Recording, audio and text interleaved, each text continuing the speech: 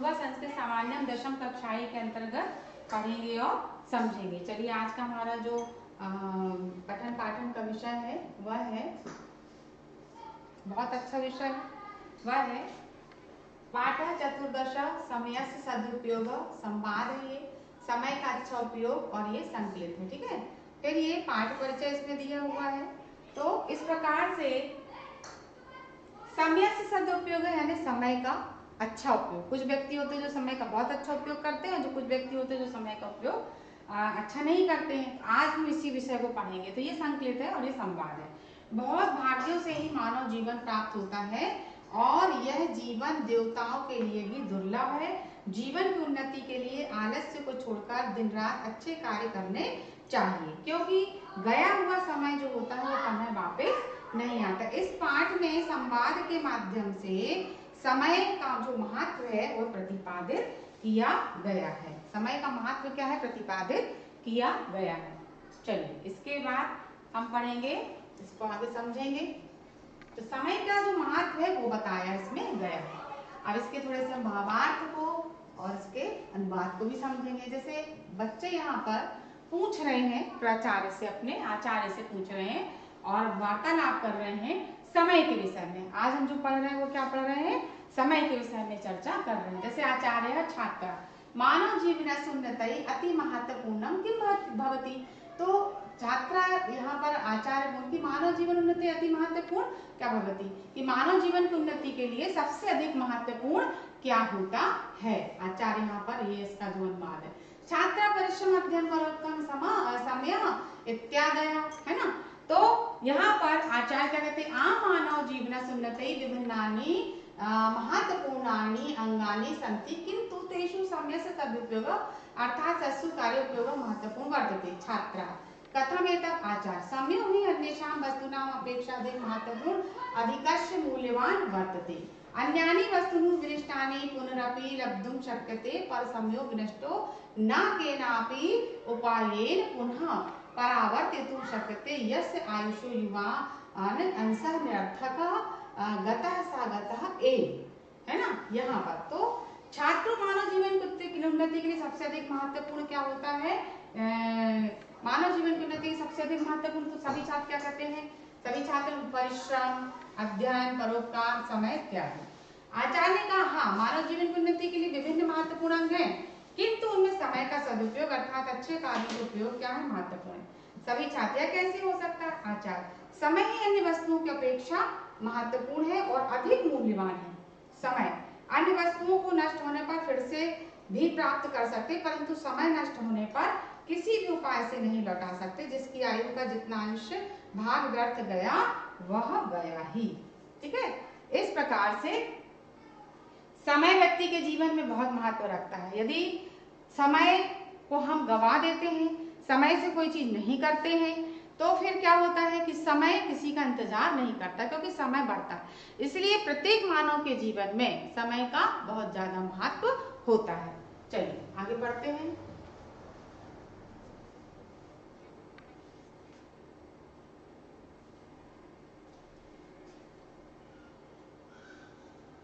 छात्रः जना समयस्य सदुपयोगं कथम कथम कुर्वन्ति। छात्र ने कहा कि जो बहुत से लोग होते हैं वो समय का किस किस प्रकार से मतलब कैसे दुरुपयोग करते हैं। आचार्य ने उनको आंसर क्या किया कि जना दुविधा समय से दुरुपयोगम कुर्वन्ति व्यर्थापनेन अकार्यकरणेन च और अनेके जना कार्य संपादने समर्था अपि निरर्थकम समय यापयन्ति। ये तो भ्रमन्ति ततो भ्रमन्ति अप्रयोजनं गृहे गृहे अटन्ति नाते स्वार्थाय किंचनात् कार्यं कुर्वन्ति न परार्थाय देव दुर्लभं माधुरं मानव शरीरं लब्धुं येन अध्ययनं कुर्वन्ति न धर्मम् आचरन्ति न धनम् उपार्जन्ति न भो मुक्तये प्रयासं कुर्वन्ति तेषां जन्म निरर्थक भवति तथा इयं कर्म भूमि एतादृशानां निष्क्रियाणां भारं मूढुं नेक्षति। छात्र आचार्य ये जना जीवने समय सदुपयोग न कुर्वन्ति ते काम क्षतिं अनुभवन्ति। अब सभी छात्रों ने बोला लोग समय का दुरुपयोग कैसे कैसे करते। तो आचार्य ने क्या कहा, लोग दो प्रकार से समय का दुरुपयोग करते हैं। कैसे, पहला व्यर्थ बिताने, ठीक है, और कार्य न करने से। अनेकों लोग कार्य करने में सक्षम होते हुए व्यर्थ में समय क्या करते हैं, बिताते।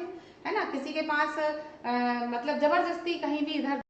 बच्चों यहाँ पर जैसे हम समझा रहे थे समय का महत्व, तो कुछ लोग क्या करते हैं कि कुछ कार्य कर सकते हैं, लेकिन करने के बाद भी वो इधर उधर क्या करते रहते, घूमते हैं, और बिना काम के घर घर में घूमते हैं। वे अपने लिए कुछ काम करते हैं और कुछ ना दूसरों के लिए करते।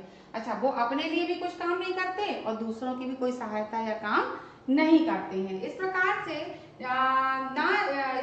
दूसरों के लिए करते, देवताओं के लिए भी दुर्लभ इस मनुष्य के शरीर को प्राप्त करके भी जो ना अध्ययन करते हैं, ना धर्म का आचरण करते हैं, ना धन कमाते हैं, ना मुक्ति के लिए प्रयास करते हैं, उनका जन्म क्या होता, व्यर्थ होता। वह कर्म भूमि ऐसे निकम्मों के भार को ढोना नहीं चाहती है।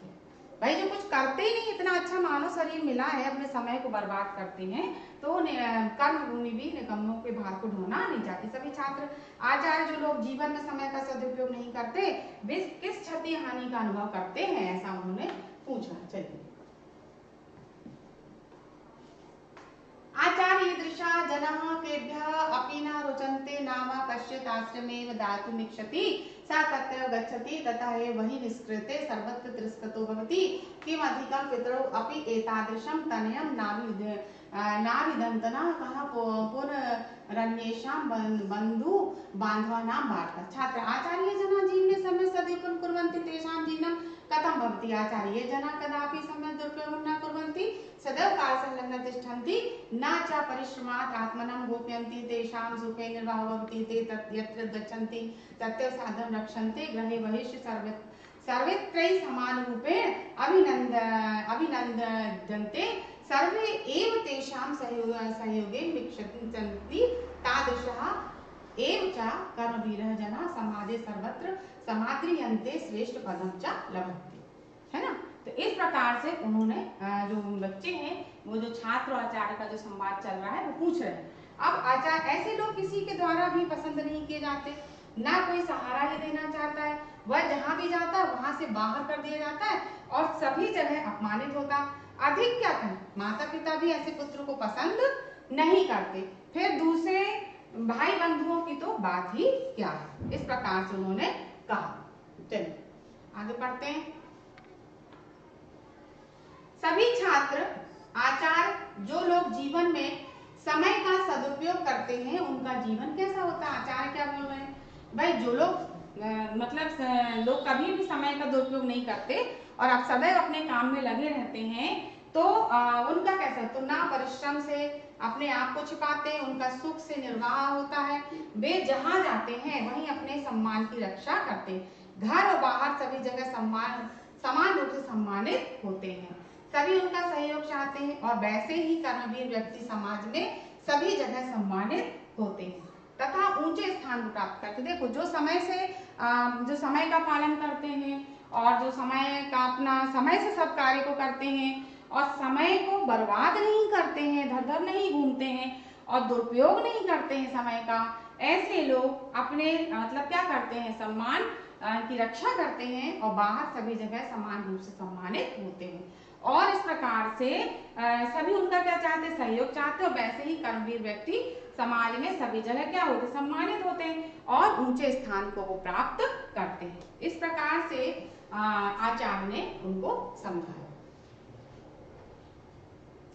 छात्र, आचार्य समय से सदुपयोग जना काम उन्नति प्राप्नुवन्ति। आचार्य, शृण्वन्ति अद्यावधि से ये महापुरुष जगति प्रसिद्धा आभवन् तेषां जीवनचरितस्य अध्ययनेन ज्ञायते यत् ते बाला कालादेव अहोरात्रं कर्मपरायण आसन्, एकमपि क्षणं निरर्थकं नहि नीतवन्तः, कार्यं वा साधेयं देहं वा पातेयम् इत्येव तेषां लक्ष्यं बहु। एकस्मात् एव कारणात् अद्यापि गृहे गृहे तेषां गौरवगाथा गीयते, आदर पुरुषास्य मन्यते। यदि भगवान शंकराचार्य अहोरात्रं परिश्रम न आकर्षति, तो समस्त अपि भारते दिवानिशं सा अभ्रमिष्यत्, स्थले स्थले विरोधिनां सिद्धान्तं न अखण्डयिष्यत्, तहि पुनः भारते वैदिक धर्मस्य प्रचारः न अभविष्यत्। गांधी, सुभाष चंद्र, चंद्रशेखर, भारतीय कठिन परिश्रम समय सदुपयोगं कृत्वा गौरांग जनान् देशात् बहिः कृतवन्तः स्वराज्यं च प्राप्तवन्तः यथा च ये छात्राः क्षणं क्षणं संयोज्य विद्याध्ययने सम्यक् सदुपयोगं कृतवन्तः ते विद्वांसः उच्चनामिकाः। इस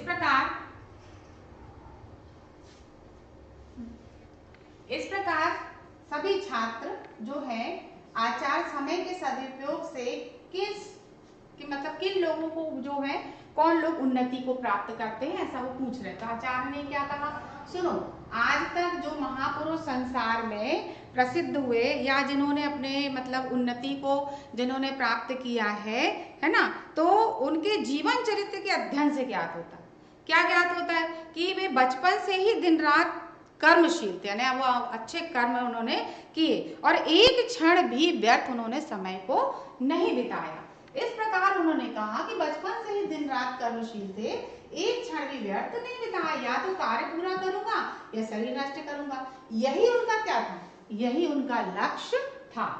अब इसी कारण से आज भी घर में उनकी जो गौरव गाथा गाई जाती है और वे आदर्श पुरुष माने जाते हैं। यदि भगवान शंकराचार्य ने दिन रात परिश्रम नहीं किया होता तो समस्त भारत में दिन रात भ्रमण नहीं किया होता, स्थान स्थान का विरोधियों के सिद्धांतों का खंडन नहीं किया होता, तो फिर से भारत में वैदिक धर्म का प्रचार ना हुआ होता, है ना।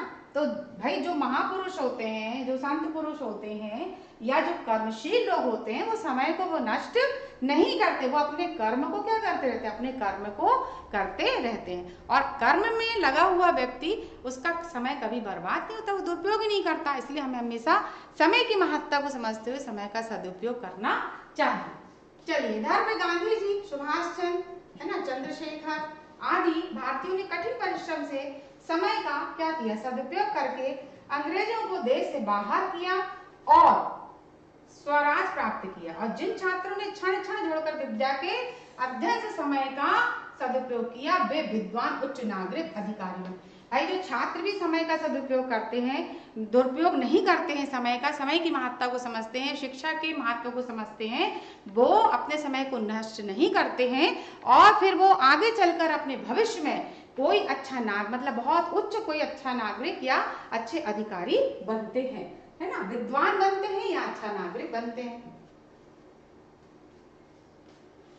छात्र आचार प्रकृतिरपि किम समस्य पालम शिक्षति आचार्य काम प्रकृतिरपि समस्य पालम कारकारायणताम एव उपदिशतति निरंतरम प्रकृतु यावन्ता पदार्थ सृष्टा सन्ति ते सर्वेपि अहोरात्रं काल संलग्ना एव दृश्यन्ते। सूर्यचंद्रमाम आरभ्य कीट पतंग पिपला पर्यंतम सर्वेपि स्व स्व व्यापारे व्याप्रत्ताः लोक्यन्ते अतः प्रकृत्यापि ये शिक्षा दीयते यत् नहीं केनापि सम्यक् उपयोगः कर्तव्यः इति। अतः अस्माभिः आलस्य विहाय सर्वदैव सम्यक् सदुपयोगः कर्तव्यः, न तु कदाचित् एकमपि क्षणं व्यर्थ या नियम्यते, न कार्यकाल मति पातयेत्, ऐसा मतलब कहा। अब चलिए इसको समझते हैं थोड़ा सा। उन्होंने कहा कि सभी छात्र आचार्य क्या प्रकृति भी समय का पालन करना, हाँ हमको तो प्रकृति भी समय का पालन करना सिखाती है, हमको प्रकृति से भी समय का पालन करना सीखना चाहिए। हाँ, प्रकृति भी सदा समय का पालन और कार्य में लगे रहने का उपदेश देती है। प्रकृति में जितने पदार्थ उत्पन्न हैं वे सभी दिन रात कार्य में लगे रहते हुए दिखाई देते हैं। जैसे सूर्य अपने समय से, चंद्रमा से लेकर कीट पतंग चींटी तक सभी अपने अपने कार्य में लगे हुए देखे जाते हैं। इसलिए प्रकृति भी यही शिक्षा देती है कि किसी को भी समय का दुरुपयोग नहीं करना चाहिए। इसलिए हम सबको आलस्य को छोड़कर सदा ही समय का सदुपयोग करना चाहिए, बल्कि एक भी क्षण व्यर्थ नहीं बिताना चाहिए। जैसा कहा गया है कि कार्य में समय अधिक नहीं लगाए, अर्थात किसी भी कार्य को करने में व्यर्थ का अधिक समय नहीं लगाना चाहिए, कार्य को शीघ्रता से पूर्ण करना चाहिए। चलिए एक पदेन उत्तर, आज प्रश्नोत्तर को पढ़ेंगे। पहला, देव दुर्लभम किम, ठीक है, देवताओं के लिए क्या दुर्लभ, मानव शरीर, उत्तर आएगा मानव शरीर। अन्येषां वस्तुनाम अपेक्षा अधिक क्या महत्वपूर्ण है, तो क्या महत्वपूर्ण है, समय। जैसे कि अभी हम किस चीज को ये विषय में पढ़ रहे हैं, समय। किम परिवर्त्यते तो न शक्यते, ठीक है, फिर समय। फिर जना समय से दुरुपयोगम कथिता कुर्वन्ति, तो उत्तर क्या आएगा? द्विधा। दो प्रकार से समय का दुरुपयोग करते हैं। फिर निष्क्रिय नाम भारम ओढ़ू का निक्षति, निकम्मों के भार को ढोना कौन नहीं चाहती? तो कर्मभूमि। कौन नहीं चाहती? कर्मभूमि। अब एक वाक्य उत्तर लिखें, ठीक है? तो मानव जीवनस्य उन्नति परिश्रम अध्ययन परोपकार समय इत्यादि अति महत्वपूर्ण बनती। मानव जीवन की उन्नति है ना। फिर दूसरा है के अप्रयोजनम ग्रह ग्रह अटंती, कौन बिना काम के घर घर घूमता? अनेके जना अप्रयोजनम ग्रह ग्रह अटंती, यानी बिना काम के भी लोग घर घर में क्या करते? घूमते हैं। चलिए, प्रकृति रपि किम शिक्षति, प्रकृति क्या शिक्षा देती है हमको, है ना? तो ये क्या? प्रकृति रपि समय से पालनम, समय के पालन करना सिखाती। कार्य परायणतामेव उपदिश्यताम निरंतरम, है ना? कार्य में लगे रहने का उपदेश देती। कीदृशा छात्रा उच्च नागरिक, कौन से छात्र ऊंचे नागरिक बनते? वे क्षणम क्षणम संयोजम विद्याध्ययने सम्यक् तदुपम कृतवन्ता ते एव उच्च नागरिका बन, जो क्षण क्षण को जोड़कर विद्या के अध्ययन में समय का सदुपयोग करते हैं, क्षण क्षण जोड़ के विद्या समय का मतलब पढ़ने के लिए, है ना, विद्या के अध्ययन के लिए जो समय जोड़ते हैं वो क्या होते हैं? वो उच्च नागरिक हुए। ठीक है, चलिए इसके बाद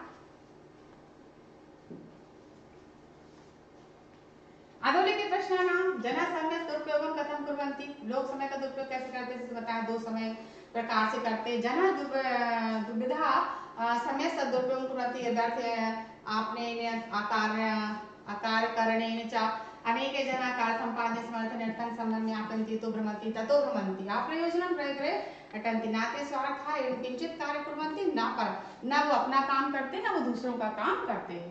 केषां जन्म निरंतर भवति, ठीक है, देव दुर्लभ इदं मानव शरीर लब्ध्वापि ये न अध्ययनं कुर्वन्ति न धर्मम् आचरन्ति न धनम् उपार्जन्ति न वो मुक्तये प्रयासं कुर्वन्ति तेषां जन्म, ना जो अध्ययन इतना अच्छा मानव शरीर पाकर न विद्या का अध्ययन करते हैं, न धर्म करते हैं, न धन कमाते हैं और न मुक्ति का प्रयास करते हैं, उनका जन्म क्या होता है? निरर्थक होता है।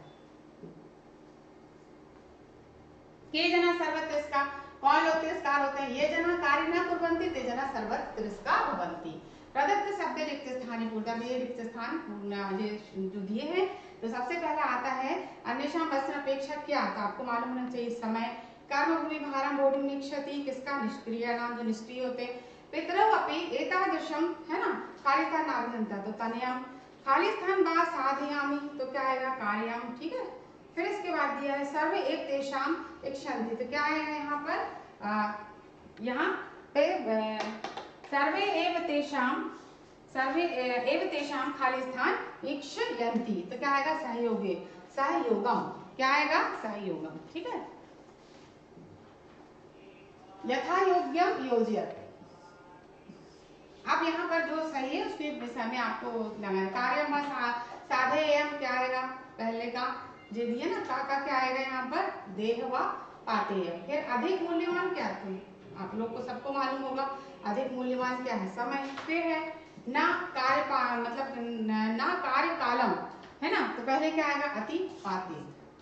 फिर महापुरुष, महापुरुष का क्या? प्रसिद्ध। समय से सदुपयोग, ठीक है ना, तो समय से सदुपयोग का क्या आएगा? कर्तव्य। शुद्ध बात क्या नाम से आता है पेपर परीक्षाओं में? अस्माभि समय से सदुपयोग कर्तव्य, हाँ, इसका उत्तर दिया है। फिर परिश्रम अस्माकं जीवने उन्नति भवति, तो ये भी क्या आएगा? हाँ, आम मानो तो सही। मानव शरीर देह दुर्लभ नास्ति न। फिर है भगवान शंकराचार्य अहोरात्र परिश्रम कृतवन्तः, हाँ सही, हो रात में परिश्रम करते थे, दिन रात। कार्य काल मति पातेत, क्या आएगा इसका? हाँ, ये परीक्षा के लिए बेटा आप लोग अच्छे से तैयारी करते जाइए। नीचे लिखे मूल विभक्ति वचन, विदुषा प्रथमा बहुवचन, ये विभक्ति मूल शब्द और ये वचन है। अपेक्षा, अपेक्षा तृतीया एक वचन, स्वार्थाय स्वार्थ चतुर्थी एक वचन, ग्रहे ग्रहम सप्तमी एक वचन। फिर इसके बाद संधि विच्छेद कृत्वा, संधि नाम लिखना, तो अधिकश अधिक अधिकाधन च विसर्ग संधि, यत्र यत्र धन एव वृद्धि संधि, के अपि के धन अपि पूर्व रूप, है ना, स्वर संधि। अद्यावधि, अद्य धन अवधि, दीर्घ स्वर संधि। अब इसमें विग्रह समास, ठीक है, समास के पास समास, विग्रह समास का। कार्यकालम, कार्यस्य कालम, षष्ठी तत्पुरुष। जीवन चरित्रस्य, जीवनस्य चरित्रस्य, षष्ठी महान चासो पुरुष, कर्मधारय समास। अहोरात्रम, अह च रात्रि च, है ना, द्वंद्व समास, ठीक है। अब यहाँ पर ये देखिए प्रश्न दिया है, रेखांकित पदाना धृत प्रश्न निर्माण कृत। अब ये रेखांकित पदों के आधार पर आपको प्रश्न निर्माण करना है। जैसे ये दिया है समय, ठीक है ना, अधिक महत्वपूर्ण अस्ति, ठीक है। फिर इसके बाद खा दिया है केचि जनाः समय से दुरुपयोगम कुर्वन्ति। फिर ये दिया है पितरौ तनयः नाभिदन्तः। फिर सर्वे एव तेषां सहयोग गमिष्यन्ति। फिर एकमपि क्षणं व्यर्थ न यापनीयम। तो सबसे पहले इसके जो उत्तर है, देखिए सबसे पहले अपन को क्या करना है, जो जितने भी जो रेखांकित हैं, जैसे समय दिया है, समयस्य दिया है ना, फिर इसके बाद क्या दिया है, तो ये जो शब्द दिए हैं इनके अपन को क्या करना है, जैसे पितरौ दिया है, ठीक है, फिर तेषाम दिया है, क्षणम दिया, इनके हमको प्रश्न का निर्माण करना। तो क्या आएगा प्रश्न निर्माण में, कह, ठीक है, क्या आएगा प्रश्न निर्माण में, कह महत्वपूर्ण अस्ति। फिर है केचि जनाः, तो क्या यहाँ पर आएगा कस्य दुरुपयोगम कुर्वन्ति, ठीक है। फिर इसके बाद है कौ तनयम नाभिदन्तः। फिर सर्वे एव केषां सहयोगेन वीक्षन्ति, ठीक है। फिर है एकमपि किम व्यर्थम न यापनीयम। तो इस प्रकार से यहाँ पर किम माने क्या, केषां माने किनका, ठीक है, कस माने किसका, ये प्रश्न के निर्माण हुए।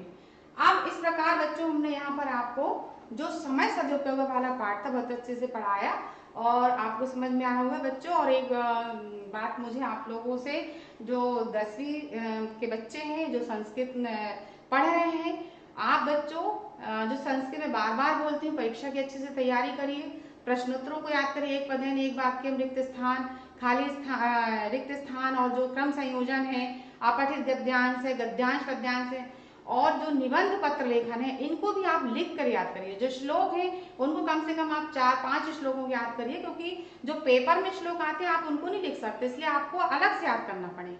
तो बच्चों ये जब ही हो सकता है जब आप इनको क्या करेंगे, लिख कर याद करें, जितना भी याद हो आप उसको लिख करके याद करिए। तो बच्चों घर पर रहिए, पढ़ते रहिए, सुरक्षित रहिए, धन्यवाद।